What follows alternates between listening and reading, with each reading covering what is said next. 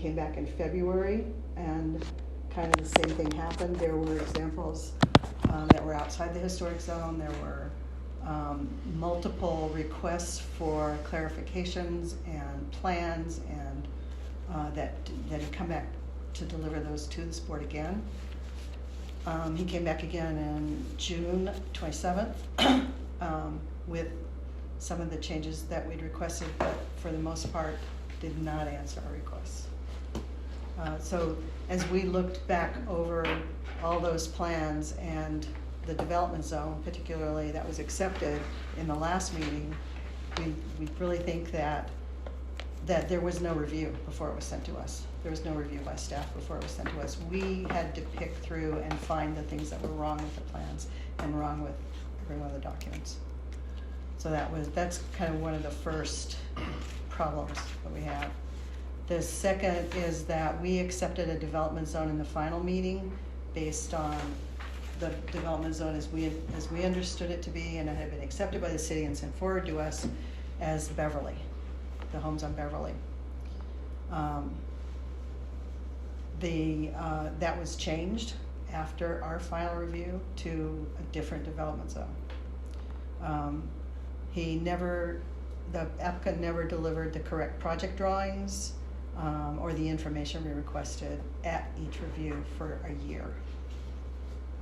And then the construction itself, the code calls out that new construction shall not be higher than the tallest property in the development zone, and that it has to conform to typical height and proportions.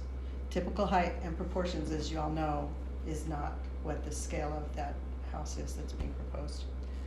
And that the development criteria shown in the plans don't meet the criteria of the design guidelines, and the specific details that we actually never even got to because of all the other problems that we dealt with in those 3 meetings.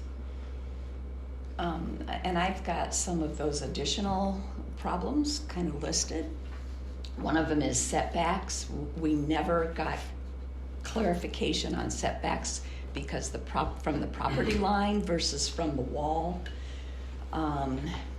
That was a considerable one. The driveway, parking, and vegetation never was completely addressed.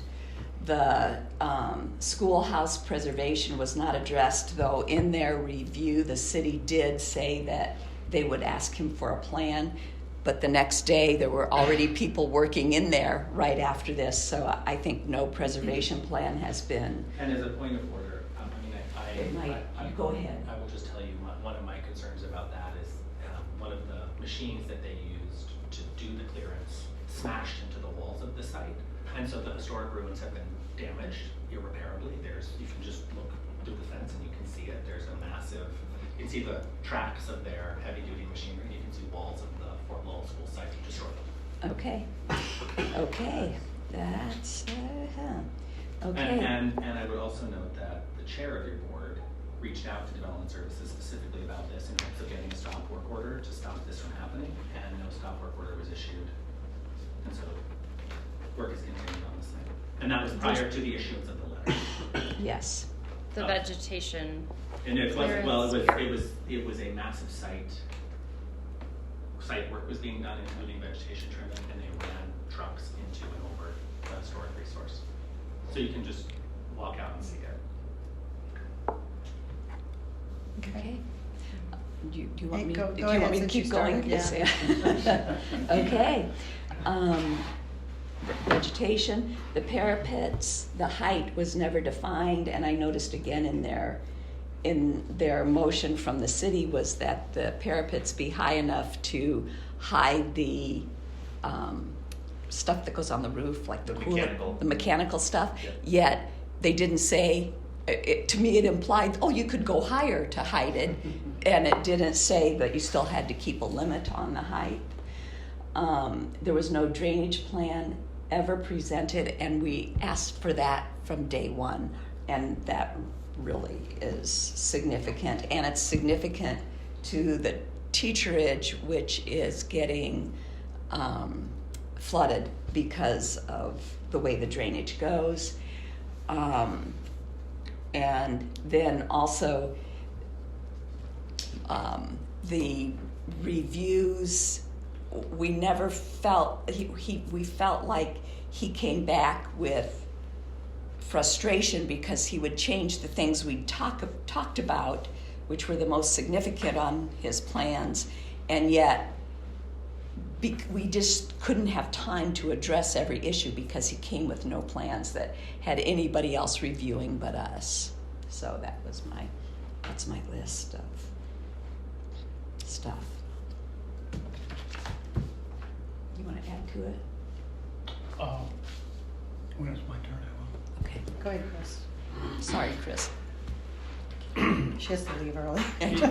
Yeah, so the thing was, right, so we made a bunch of recommendations with no proof that they would ever be considered or incorporated into the drawings, right? I think that was my biggest takeaway. And this is the largest project that has gone on within the historic zone in, I don't know, probably since I've been born. I'm 38 years old. But I mean, so yeah, I think there's extra care here that needs to be taken, and I don't think that that care was taken by the applicant, nor really by the city. Bill, like that. My concerns were the lack of any information about how they were going to deal with the site, the drainage, the landscaping, the circulation plans. There was no sidewalks, no front door entry, any of those things. And when we inquired with the city whether those were required or not, they said no. Which is very frustrating because they're a part of the design guidelines. I was frustrated by the fact that building, to my recollection, was never referred to any of the specific design types within the historic district. It's essentially a stucco box that's very large, much larger than any of the homes in the area. And it's a wonderful house if you stick it in the foothills, but it's not in the least bit appropriate for the historic district according to the design guidelines.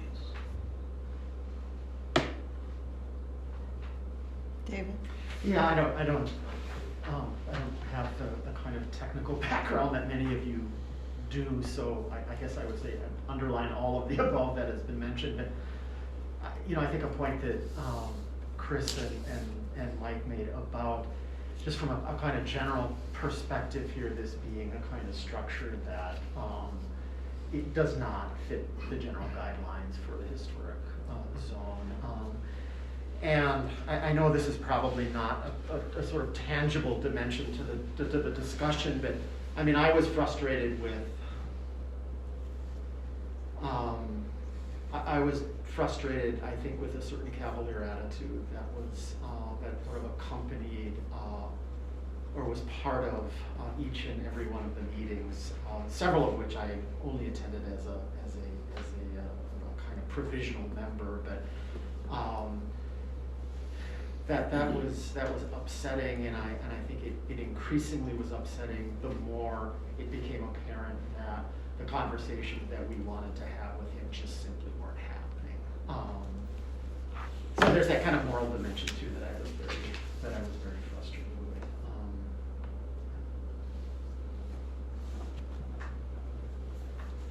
Thank you. Carol, do you have comments? I'm sorry? Yes. The audio is totally wrong. I don't know why the city can't come up with some reasonable audio system after all these attempts. I can make out a portion of a word maybe every 10 seconds. So I haven't heard any of the conversation. I'm sorry. Yeah, this Zoom meeting is my fault, actually. I have my audio turned all the way up to 100% on my computer. So my question is, you attended the meetings remotely in each time because you have always attended just remotely. Do you have any comments about the project.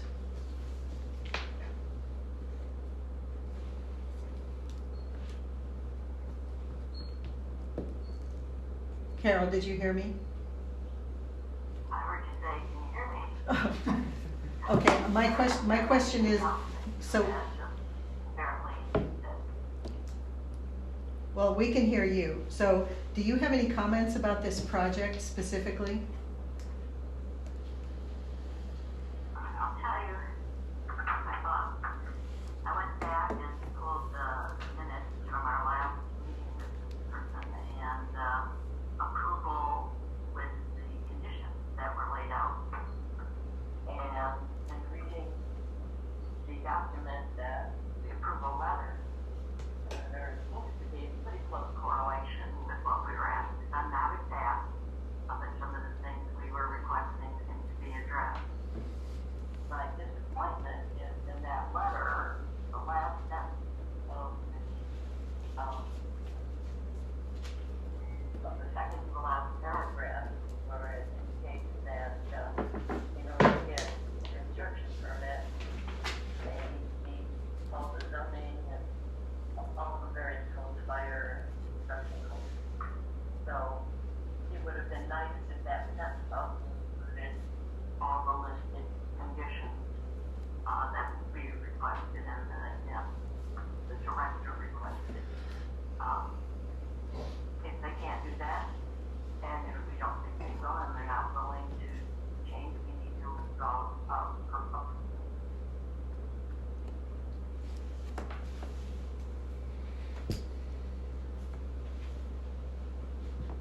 Thank you. And Alan, so that was all the board members that just spoke. And Alan, you attended all the meetings as consultant architect, as a volunteer. Do you want to add anything? Couple of things. I think Mary Lou made a good point about disconnect between saying that the parapets would have to conceal the roof-mounted equipment versus the fact that there is a limit on the building height, which I understand is a matter of contention, but in any case, I think that's an important thing to point out. And I don't know that our guidelines really specifically say that roof-mounted mechanical equipment has to be out of view of the street. You know, it's nice when it is, but and certainly, and I haven't done enough of a reconnaissance to say who all, what all of the existing properties don't comply to that idea that the parapets and or other parts of the structure conceal the roof-mounted equipment. I think that Mike's comment about the drainage is illustrated pretty well, where you see the side elevation of a long house. It's got to be 60 feet long, maybe, east and west elevations, and the ground line is drawn as if the ground is level. And that's certainly not a physical impossibility, but from a practical standpoint, I'm guessing that if the heights that are referenced from the front elevation are above the adjacent grade, it's got to be another foot out of the ground by the time you go 60 feet. And let's say quarter of an inch per foot slope would be a foot, right? That's just, Be 15. that'd be minimum. Yeah. So that's it's just another hole in the presentation. I also wonder if when the plans review subcommittee for the commission reviewed this, you said that the chair had vacated the space. Did they still have a quorum? Mm-hmm. Did 3. Well, that's what they needed. So, and then the most obvious thing is that nobody's seen anything that graphically indicates that any of these 8 approved subject to the following conditions has been incorporated into the documents. Those would be my comments. Could I add one thing? It's in regards to the west property line and the conflict between there being a wall and also a piece of property that was apparently supposed to be used as a trail, and that piece of property is on the east side of the wall. And without any information that we have, they have declared that the property line is where the wall is, which we don't have any proof of that. The information we have is that it's an at least an easement, and most likely the property should be owned by the property owner to the west. And the reason that's important is because of the setbacks that are being used. And the city's response to that was that conflicts of property lines are between owners. Well, that's not, I mean, that may very well be true, but what is also true is that there's setbacks involved in this, and there's important issues, and these issues, if they're not addressed before construction, are going to make it extraordinarily difficult to address them later on, where somebody actually has a claim to a piece of property that they probably don't necessarily own. Damien. So, as a member of the public, I think there's a number of things, and I think it starts with the fact that this property is almost impossible to even look up the development plan. It's connected to the GPS city site, and after the lot split and new parcel numbers were assigned, that was never updated in the pro system. So the parcel number and the actual drawings and site are disconnected. So if you go to Pro and you search by the actual parcel number, nothing comes up. And when you search through a link on the map guide, you can't access this parcel's information. So the public really has been excluded from this entire process. So that's first and foremost. So neighbors who live adjacent and nearby have had no opportunity to review these plans because of a broken system. So that's the first thing. The second thing is, which is deeply concerning, is that a development zone was defined and then there was no analysis of that development zone. The development zone is key to the interpretation of the UDC on a case-by-case basis. So if you have a accepted development zone, then that provides the guidelines and the analysis for height, building form, proportions, and a host of other issues that are outlined in the code. In this case, when you actually do an analysis of Beverly and the development zone, the average height is about 9 feet 2 inches for wall height. So this exceeds that by 6 feet, which is almost half of a building, if not more. I mean, it's gargantuan, it's out of scale in proportion from this development zone. Even if you were to expand the development zone and continue down for Lowell, El Cajon is the end of the block, and it still is inconsistent. And even if you go all the way down to Craycroft, the code clearly says it should be the prevailing height, not the exclusive small exception to the height, which would be the singular building that's approximately 15 feet, which is the Post Trader store, which is also, by its design and its historic significance, one of the most significant buildings on the street. So there's just a complete ignoring of the development zone in the height. And then in the approval letter, which I was definitely concerned by, there's a revised development zone, which who approved that? Where in the UDC does it even allow a new development zone to be adopted by the director to justify and create this permissive allowability of a building that is grossly out of proportion to everything around it? The building form and the proportion also are grossly out of scale with all of the surrounding properties.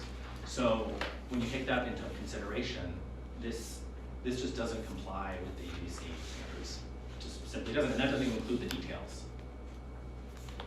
The door, the canales, the finished details, I mean, there's a whole host of things that this board never even got to because it was so busy trying to deal with the major issues that were never addressed over and over and over again. So, you know, to me, it's a concern that it diminishes the entire sense of place. It's also on a major visual access at the terminus of Beverly and Fort Lowell. And it is catty corner from the city landmark, one of only a dozen city landmarks, the San Pedro Chapel, and it's going to be visible from this site. And it's just out of scale and out of proportion. So those are really the concerns that I've had as both the Preservation Foundation, which we don't get involved in a lot of these cases, and also a stakeholder in this neighborhood. It's also worth noting that the city and the county spent millions of dollars trying to cultivate this sense of place. And it's so strange that all of that has happened, all of these master plans and investment into the park, and at the same exact time, the allowance of projects that are so out of conformity with the development zone that it diminishes and undermines the intent and the sense of place, and that the property owner has already demonstrated, even within the first day, of destroying the cultural resources of this neighborhood. And you just have to go look at it. I can share a picture, actually. I have photographs. Brittany, would you like to add anything? I think most of my concerns have been stated. I felt that there was just a general lack of acknowledgement of the era of historical significance that this building is participating with. So it's in its development zone. It is across from the chapel and next to the teacherage, and this is a Santa Fe style home that's not communicating with the context of its immediate plot. And what era of historical significance or sense of place are we trying to preserve and maintain on Fort Lowell and Beverly? And then I share the general concerns. I think everybody has a concern about the scaling of this building. It's enormous. I'm not on the board, but my family owns 2 larger homes in the neighborhood, and they're dwarfed by this structure. And we have, some larger homes, and so that's just so uncomfortable to think about a McMansion going up across the street from this cherished landmark, and the teacherage is in dialogue to be restored right now, and so I really feel it's missing the mark and totality of understanding its place of context, above and beyond the development zone conversation.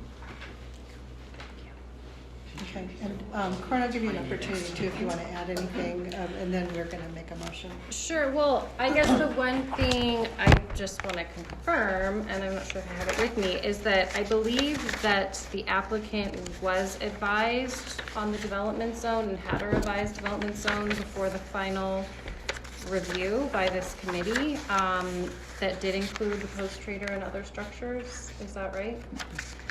Okay, so No, that development zone on the last set of plans that we saw is the one. the only on smaller Beverly. one on Beverly, okay.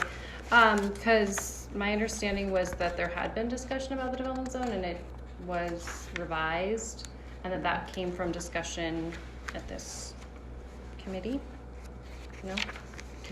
Okay, I believe there is a graphic, at least it's available online, and I hear you, Damien, about, maybe not everything was Well, and what's linked. And what's online is an old plan set. Yeah. Not the current. So- So there isn't even the current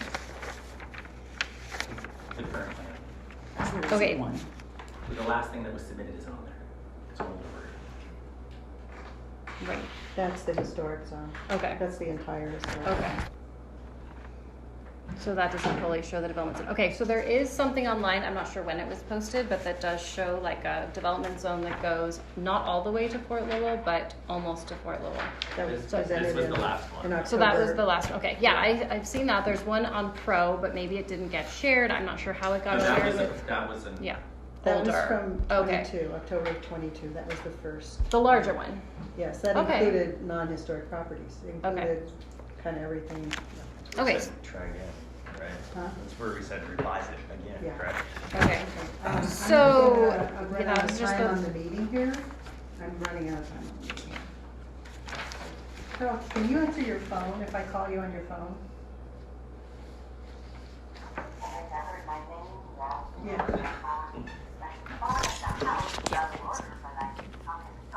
Yeah, give me your cell phone number.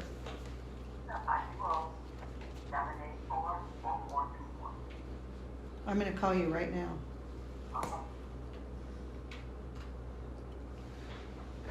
Is this the official development zone that went in the final?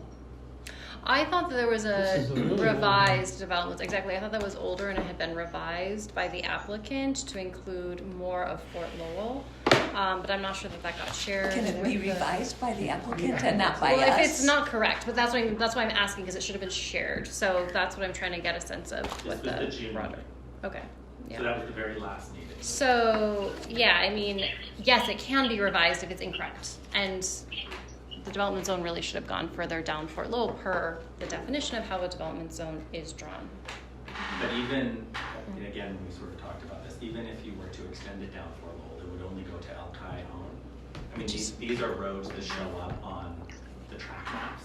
These are not just like artificial little passive. I mean, This is these the- are lanes that are, This is our block. so even if you used that, it's still, Well, that's why, yeah, I just wanted to know if it had been shared, because these are the kinds of things to discuss. I mean, I think that's a question of where it would end, but it sounds like that was not clear at the final meeting. You know, it seems to me we had a new development zone every single meeting.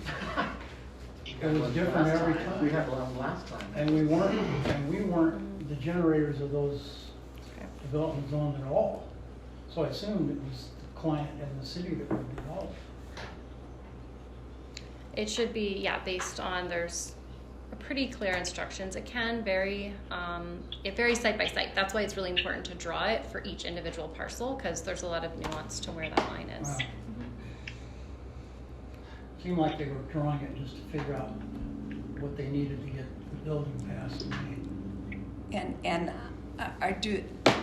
I don't know if that makes a difference, other than to say that as a group, we were consistently unclear of the development zone because it seemed like maybe it could change. And so that by itself would also be a reason to support this appeal, in my thought. It's not a stopper.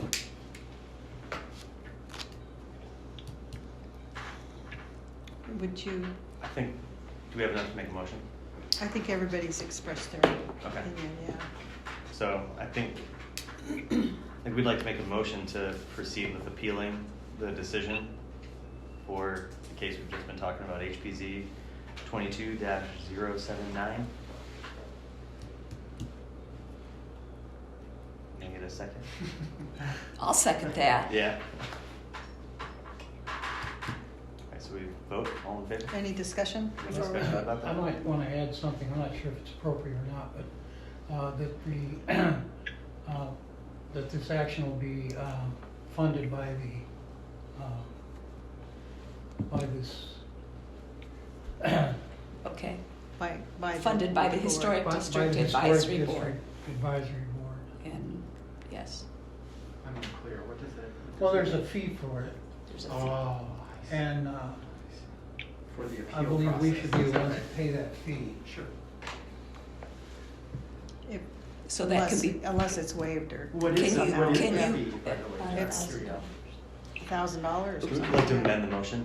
please. Right. So, yeah, so we'd like to move to appeal HPZ 22-079 with funding provided by the Historic District Advisory Board. Advisory Board. Thank you, Mary Lou. Funding to, It's a fee. It's a The fee. It's a Yeah. fee. understand, but you need to say that because Galen could say, well, you've got to fund me to get the architect to redraw these drawings. Oh, it's to the city. And he would be just the guy. Could I also just recommend that you maybe consider, because it is a sort of complicated series of steps that have to occur now, that you empower your co-chairs to draft the materials that have to go to the city as part of your motion? Sure, absolutely. So, 3 pieces, all right. I move to appeal HPC 22-079 to pay the fee, right, using historic zone funds to pay this fee to the city of Tucson, as well as allowing the chairs of the Fort Lowell Historic Zone Advisory Board to draft the appeal. Is that I second I that. think you got it. all right? 3rd time's a charm. I'm running out of my second pen here. So second. So, do we get a second? Mary Lou is Mary the Lou, second. all right. Okay, let's just take a Yeah. vote. So Chris, All in favor? Aye. Mike Bell, Aye. David Keats, Aye. Mary Lou, Aye. Carol, Aye. Elaine, aye. So unanimous. Okay, call to the audience. I think our audience has already spoken, but if there's anyone else that wants to say anything from the audience. Just as an aside for future meetings, I would be happy on behalf of the Tucson Historic Preservation Foundation to offer training to this board in the review process and in sort of the role of the advisory board and different mechanisms and tools that you can use to help guide the reviews so that this situation doesn't occur in the future. Thank I you. would heartily endorse that because I feel a great deficit. And additionally, there is a state historic preservation conference being held in Tucson, which is going to offer additional training. But I'd be happy to come in and work with you to go through some templates, and I think it would be sort of look at some cases and how the review process, and you can apply some of the standards and really go over the standards. If that's Okay. something you'd like. Yes. Was that a question? We'll just bring that up at the next meeting. Okay, thank you. I'm going to adjourn the meeting. All right. Just out of curiosity, what funds does the advisory board have access to? We have a We have a budget. small treasury, yeah, Okay. from selling books. From what? Selling books. Oh, Did you have something, Carmen? You looked like you were gonna. Oh, say I was just something. gonna reiterate the Uh-huh. Historic Preservation Conference that's taking place in Tucson in October is a great opportunity for training. They actually have a day that's designed for volunteers who sit on historic commissions to attend training, and there's a lot of scholarship opportunities for that. So I forget what the fee is, but basically we sent something around to all of the historic commission today, but we'll make sure all the advisory boards get that as well, of Yeah. how Yeah, to that'd be fantastic. to get that schedule and It's all the training. October. It's October 25th, 26th, 27th, I think. It's around then. So I do think that's a great opportunity to take advantage And of. it's Because good. it's in Tucson And I've done here that this training. year.